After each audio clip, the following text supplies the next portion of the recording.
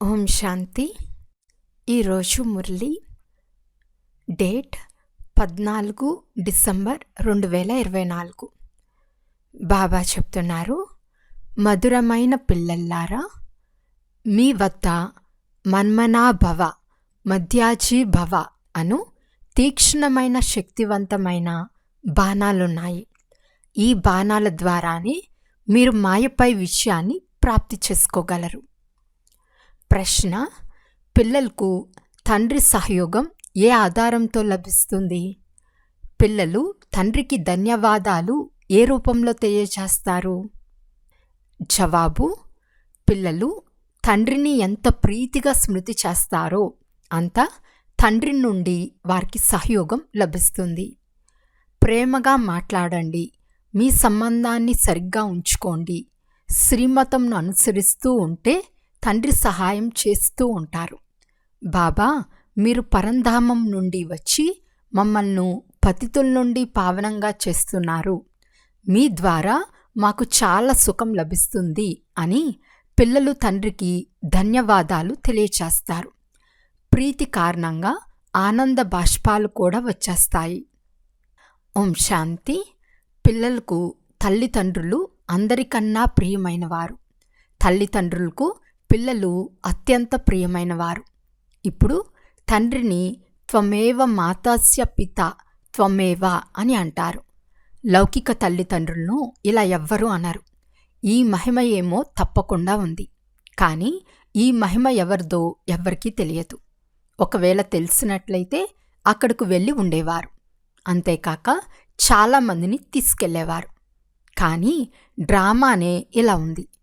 ఎప్పుడైతే నాటకం పూర్తి అవుతుందో అప్పుడే వస్తారు. మొదట టాకీ నాటకాలుండేవి. ఎప్పుడు నాటకం పూర్తి అవుతుందో అప్పుడు పాత్రధారులందరూ వేదికపై నిల్చుకునేవారు. ఇది కూడా అనంతమైన పెద్ద నాటకం. ఇది కూడా పిల్లల బుద్ధిలోకి రావాలి. సత్యుగము, త్రేత, ద్వాపర, కలియుగము, ఇది పూర్తి సృష్టి చక్రం. మూలవతనము, సూక్ష్మవతనాలలో చక్రం తిరగదు. సృష్టి చక్రం ఇక్కడ తిరుగుతుంది. ఏక్ ఓంకార్ సత్నామ్ అని మహిమ కూడా చేస్తారు. ఇది ఎవరి మహిమ? భలే, గురు గ్రంథంలో కూడా సిక్కులు మహిమ చేస్తారు. గురునానక్ వాచ ఏక్ ఓంకార్, ఈ మహిమ ఆ ఒక్క నిరాకార పరమాత్మునిదే. కానీ వీరు పరమాత్ముని మహిమను మర్చి గురునానక్ను మహిమ చేయటం ప్రారంభించారు. సద్గురు కూడా గురునానకే అని భావిస్తారు. వాస్తవానికి పూర్తి సృష్టిలో ఏ ఏ మహిమలున్నాయో అవన్నీ ఒక్కరివే, వేరెవరికి మహిమ లేదు. ఇప్పుడు చూడండి, బ్రహ్మలో ఒకవేళ శివబాబా ప్రవేశం చేయనట్లయితే ఇతను గవ్వ సమానంగానే ఉండేవాడు. ఇప్పుడు పరంపిత పరమాత్ముని ద్వారా గవ్వ సమానమైన మీరు వజ్ర సమానంగా తయారవుతున్నారు. ఇప్పుడిది పతిత ప్రపంచం, బ్రహ్మరాత్రి. పతిత ప్రపంచంలో తండ్రి వచ్చినప్పుడు ఎవరైతే వారిని గుర్తిస్తారో వారు తండ్రికి బలిహారమవుతారు. ఈ రోజుల్లోనే పిల్లలు కూడా అల్లరివారిగా ఉన్నారు. దేవతలు ఎంత మంచిగా ఉండేవారు. ఇప్పుడు వారు పునర్జన్మలు తీసుకుంటూ తమో ప్రధానమైపోయారు. సన్యాసులు కూడా మొదట చాలా బాగుండేవారు, పవిత్రంగా ఉండేవారు, భారతదేశానికి సహయోగం చేసేవారు. భారతదేశంలో ఒకవేళ పవిత్రంగా లేనట్లయితే కామచిత్పై భస్మమై ఉండేది. సత్యుగంలో కామ ఖడ్గం ఉండదు. ఈ కలియుగంలో అందరూ కామచిత్ అను ముళ్ళపై కూర్చుని ఉన్నారు. సత్యుగంలో ఇలా అన్నారు. అక్కడ ఈ విషం ఉండదు. అమృతాన్ని వదిలి విషాన్ని ఎందుకు తినాలి అని అంటారు కదా. వికారుల్నే పతితులు అని అంటారు. వర్తమాన సమయంలో మనుషులు 10-12 మందిని కంటూ ఉంటారు. ఏ నియమమూ లేదు.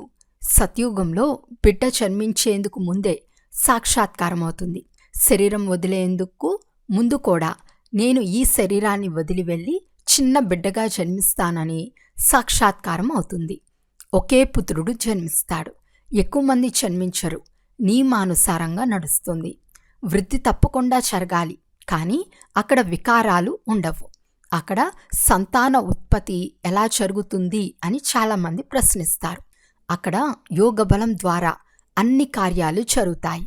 యోగబలం ద్వారానే మేము సృష్టిపై రాజ్యాన్ని పొందుకుంటామని చెప్పండి. బాహుబలం ద్వారా విశ్వరాజ్యం లభించదు. బాబా అర్థం చేయిస్తున్నారు, ఒకవేళ క్రైస్తవులు పరస్పరంలో కలిసిపోతే పూర్తి సృష్టి రాజ్యాన్ని తీసుకోగలరు, కానీ పరస్పరం కలవరు. చట్టం ఒప్పుకోదు. కనుక 2 పిల్లలు పరస్పరం జగడం చేసుకున్నప్పుడు పిల్లలైన మీకు వెన్న లభిస్తుంది. కృష్ణుని నోటిలో వెన్నను చూపిస్తారు. ఇది సృష్టి రూపి వెన్న. అనంతమైన తండ్రి చెప్తున్నారు, ఈ యోగబల యుద్ధమే శాస్త్రాల్లో మహిమ చేయబడింది, బాహుబల యుద్ధం కాదు. వారు శాస్త్రాల్లో హింసాత్మక యుద్ధంను చూపించారు. దానితో మనకు ఏ సంబంధమూ లేదు. కౌరవ పాండవ యుద్ధం లేనేలేదు. ఈ అనేక ధర్మాలు 5000 సంవత్సరాల క్రితం కూడా ఉండేవి. వారు పరస్పరం కొట్లాడుకుని వినాశనమయ్యారు. పాండవులు దేవీ దేవతా ధర్మాన్ని స్థాపన చేశారు. ఇది యోగ బలము. దీని ద్వారా విశ్వరాజ్యం లభిస్తుంది. మాయాజీతులు జగజ్జీతులుగా అవుతారు. సత్యుగంలో మాయా రావణుడు ఉండడు.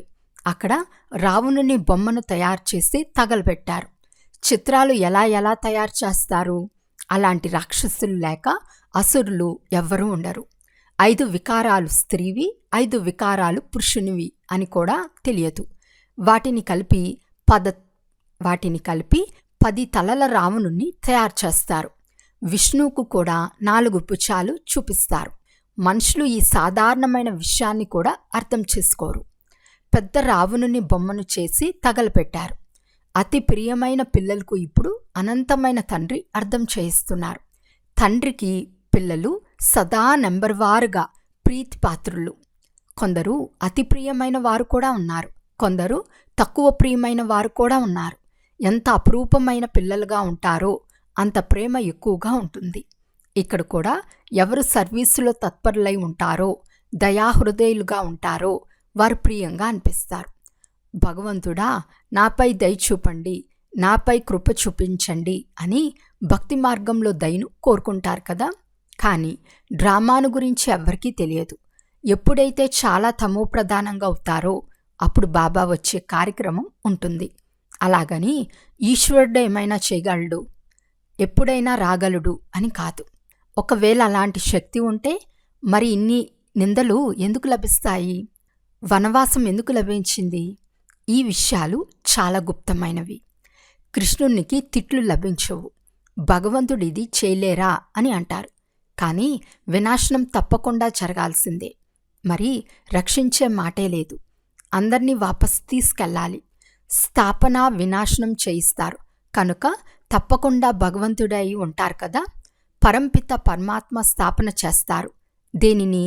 గీతా భగవానుడు ఎవరు అను ముఖ్యమైన విషయాన్ని మీరు ప్రశ్నించండి. పూర్తి ప్రపంచం ఈ విషయంలో తికమకపడి ఉంది. వారేమో మనిషి పేరు వేసేశారు. ఆది సనాతన దేవీ దేవతా ధర్మంను భగవంతుడు తప్ప ఎవ్వరూ స్థాపన చేయలేరు. మరి మీరు కృష్ణుని గీతా భగవంతుడని ఎలా చెప్పగలరు? వినాశనము స్థాపన చేయించటం ఎవరి కర్తవ్యం?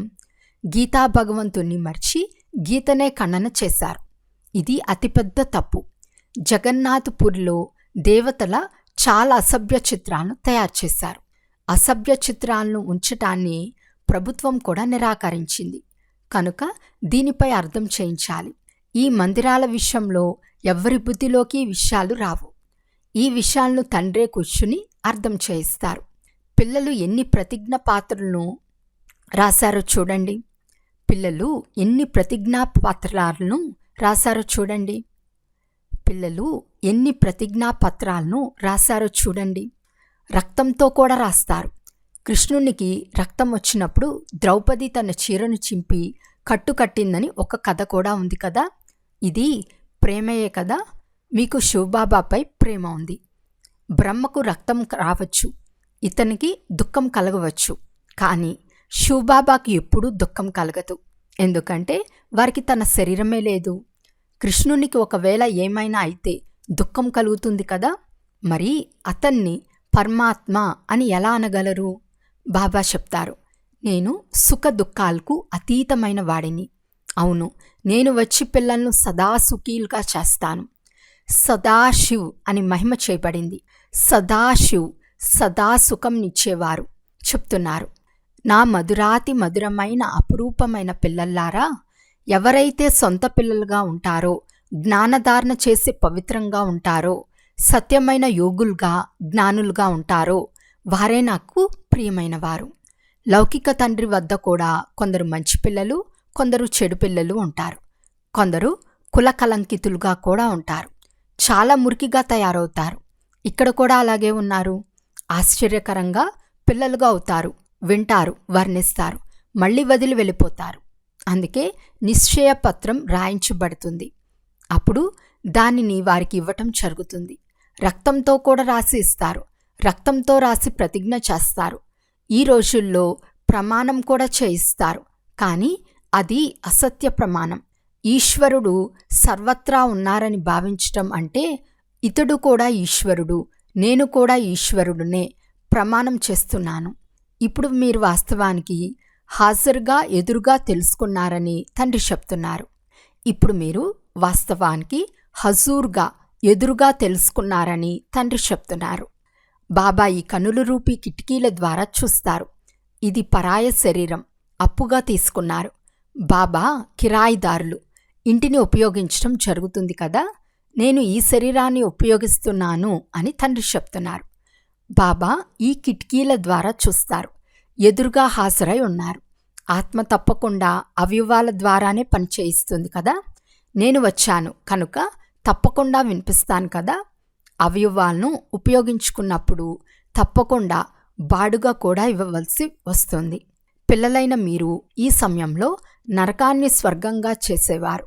మీరు ప్రకాశాన్ని ఇచ్చేవారు, మేల్కొల్పేవారు. మిగిలిన వారంతా కుంభకర్ణుని నిద్రలో నిద్రిస్తున్నారు. మాతలైన మీరు మేల్కొల్పుతారు, స్వర్గానికి అధికారులుగా చేస్తారు. ఇందులో మెజారిటీ మాతలదే. అందుకే వందే మాతరం అని అంటారు. భీష్మ పితామహులు మొదలైన వారికి కూడా మీరే బాణం వేశారు. మన్మనా భవ, మధ్యాజీ భవ అనే బాణాలు ఎంత సహజమైనవి. ఈ బాణాల ద్వారానే మీరు మాయపై కూడా విషయాన్ని పొందుతారు. మీరు ఒక్క బాబా స్మృతిలో ఒక్కరి శ్రీమతానుసారమే నడవాలి. తండ్రి మీకు ఎంతటి శ్రేష్ఠ కర్మ నేర్పుతున్నారు అంటే 21 జన్మలకు మీ కర్మలు పాడయ్యే అవకాశమే ఉండదు.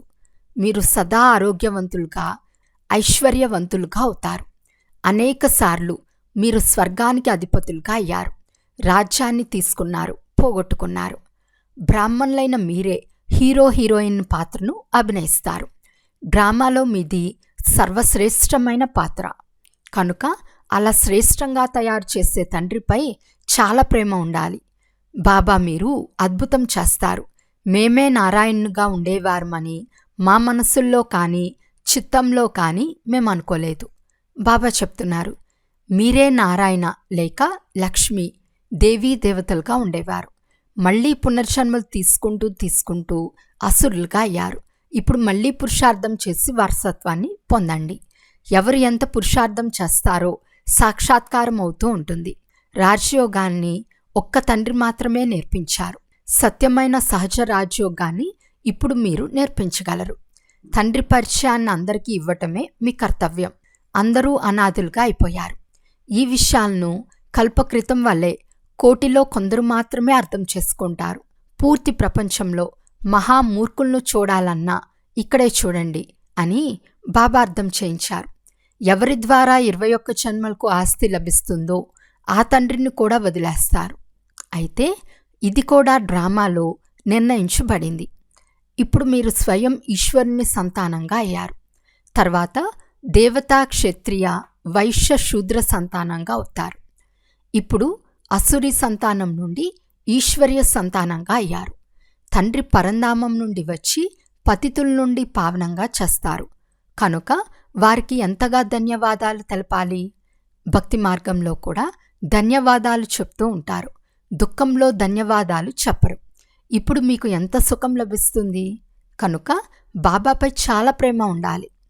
మనం తండ్రితో ప్రేమగా మాట్లాడితే ఎందుకు వినరు? సంబంధం ఉంది కదా. రాత్రిపూట లేచి బాబాతో మాట్లాడాలి. ఈ బాబా తన అనుభవాన్ని చెప్తూ ఉంటారు. నేను చాలా స్మృతి చేస్తాను. తండ్రి స్మృతిలో ఆనంద బాష్పాలు కూడా వస్తాయి. నేను ఎలా ఉండేవాడిని, బాబా ఎలా తయారు చేశారు? తతత్వం, మీరు కూడా అలా అవుతారు. యోగంలో ఉండేవారికి బాబా సహయోగం కూడా చేస్తారు. కళ్ళు తమకు తామే తెరుచుకుంటాయి. మంచం కదులుతుంది. బాబా చాలామందిని మేల్కొల్పుతారు. అనంతమైన తండ్రి ఎంత దయ చూపిస్తారు.